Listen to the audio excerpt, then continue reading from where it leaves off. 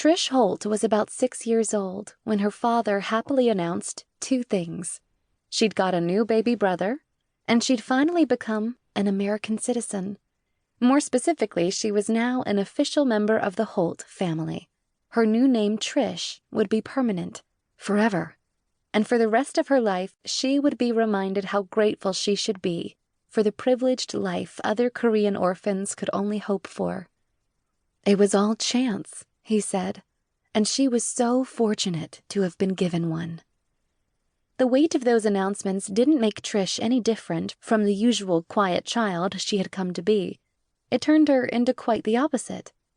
She'd become even more isolated, closed. The declaration that she was somehow different made it difficult in this harborside town along the New England coast. It was something out of her hands.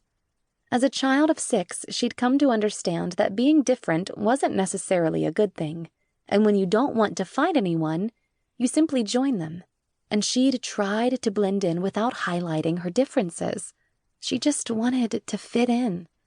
The problem was, if you have blonde-haired parents with translucent skin and blue eyes, while you have small, winged eyes, dark hair, and yellow skin, you already stand out. And she didn't know real parents and kids had matching hair and eyes until a classmate in school told her so. That's when she knew she was different. She never felt the distinction at home, but she knew some of it had started when her mother had gone to the hospital. When she woke up beside her mother that day, her mother kissed her and shrieked on seeing the river of red on the sheet. It was a scream she'd never forget in her life. As soon as her father heard, he dashed into the room and called the doctor on the phone. Trish was quite alarmed at the panic in their 6-bedroom brick home. She sat in the blood-soaked bed in her pajamas, with her hands covering her ears as her mother's breathing quickened. She watched her father rush down the stairs so fast she could hear the air whip past. "Get your slippers and your favorite dress. Hurry." Her father's usual calm evaporated, and his face turned white. "What's going on? Is Mommy going to die?" Her father's face snapped to her, his eyes so round and forbidding that she was afraid he would slap her like some of the caretakers did at the orphanage. "Do not ever say something like that ever again. I'm taking your mommy to the hospital." "I'm going too?"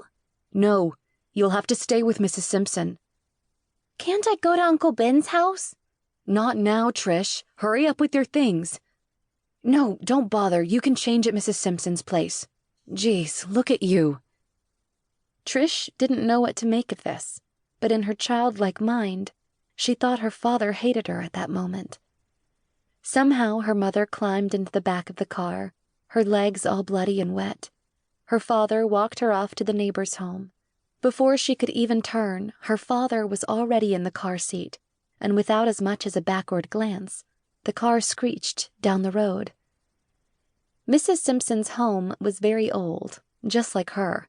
The woman barely smiled when she told Trish to sit in the corner like a good girl and not move at all. Trish didn't want to move either because the house had that strange, old people smell. There was a funny-looking bronze horn in the corner. From that horn emerged music, notes rising and falling. It was a magical sound. So Trish craned her neck a little, but the music didn't come from there. Trish slid off the old worn-out paisley couch and drifted in search of it, until she reached a door that was slightly ajar. Mrs. Simpson sat at a giant piano, and the music came from her fingers. Beautiful melodies that made all the panic disappear. It gave her a feeling she couldn't explain. Trish smiled. She'd never heard such music before. Every note made her feel alive and free. Mrs. Simpson suddenly stopped. "I thought I told you to stay put," she said in a stern voice. But it's nothing like I've ever heard," Trish said and pushed the door open. She saw the whole piano, and her eyes widened like an owl. The black shine of the piece and the sounds that came from it amazed her. "Did it really come from here?" she asked with wonder in her voice, awed by the instrument.